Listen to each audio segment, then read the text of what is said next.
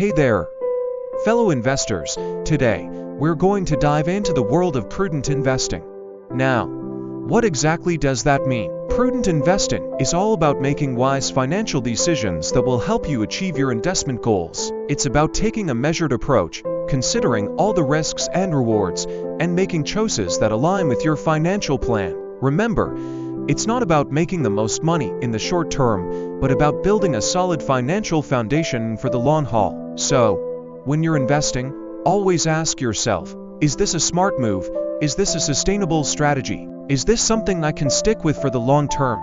By investing prudently, you'll not only protect your hard-earned money, but you'll also set yourself up for a secure financial future. So, let's all be smart investors and make the most of our money. Thanks for tuning in. And if you found this video helpful, don't forget to like, share, and subscribe for more financial tips and advice. Until next time, happy investing!